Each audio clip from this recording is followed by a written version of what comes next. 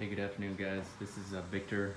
I am making a YouTube video to help some of you guys with this Tesla 2013 switching to the new bumper modification.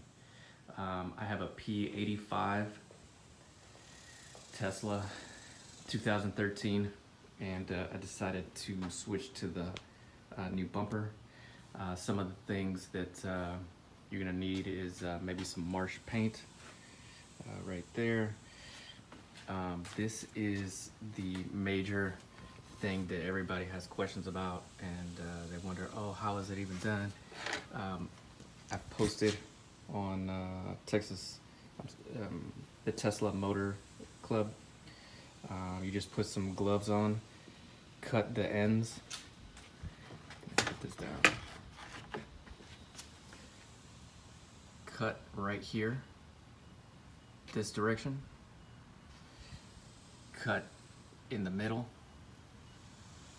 like right here. Cut the other end the same way as the other. Then bend this up with gloves on, with a heat gun. Afterwards, fill this area with plastic, contour it, nicely, and then cover it with marsh paint or whatever paint you want. Here's how it will look. Let me zoom in on. I think I had to relocate this horn, and so I put it underneath here. I had to relocate this bracket. I think I just drilled the back. Shit, I don't know. I don't want to disconnect it. But I just drilled the back of this housing and screwed it in right there.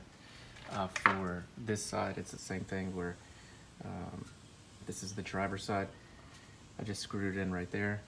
This bracket goes in front of the headlight because there's some space right there. So I haven't quite figured out how to do the latch correctly, because the button, so I'm using all OEM parts, and for this retrofit, this is an issue. So my automatic latch works, so I don't need to push this button. So I'm sure though one day it won't work, and I'll deal with it then. But these covers are very easy. They just tuck in and pull out. Okay. The top cover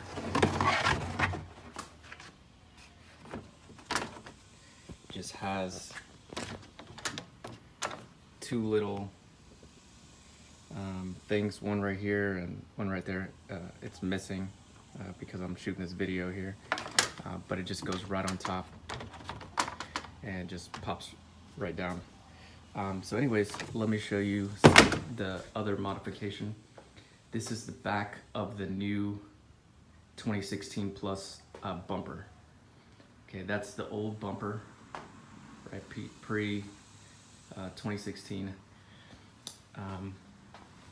What you'll notice is that on the back, this area is not that wide.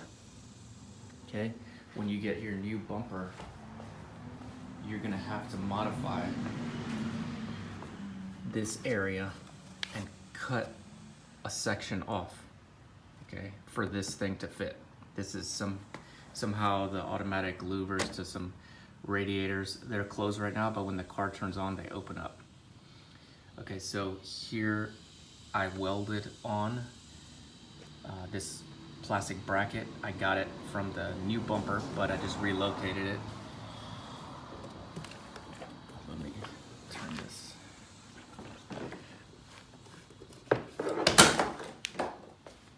Okay, so this also, this screws directly into this area, so there's no problem there.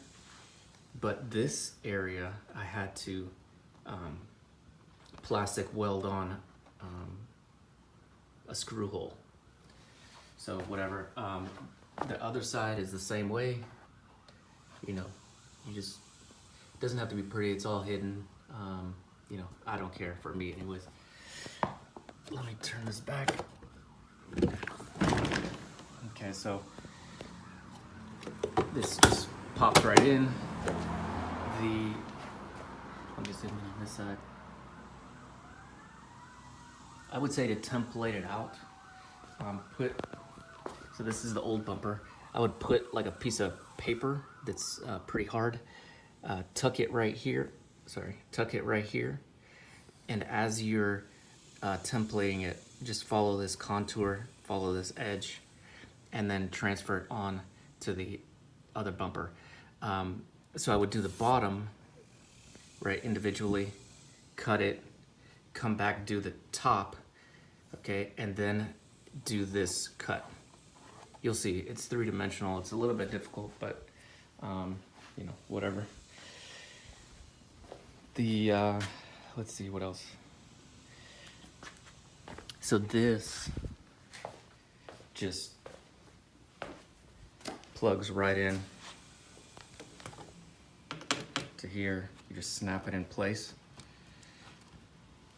Okay, so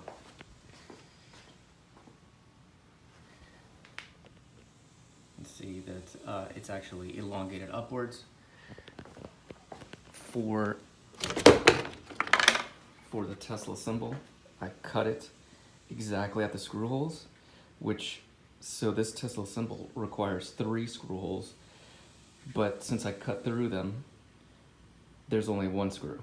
That's plenty to hold this simple symbol on, and so it just screws onto the back there.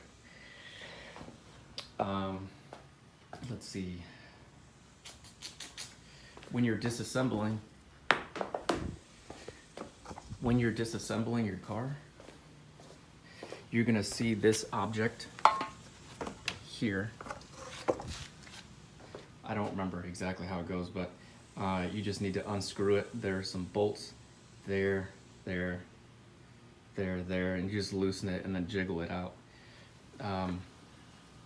Total time to remove the bumper was probably like 20 minutes. I've never done it before, but I think there's a screw here, a screw there. You know, you take off the top plastic, the 3 pieces. On the side, there is a screw here, and the same thing on the other side.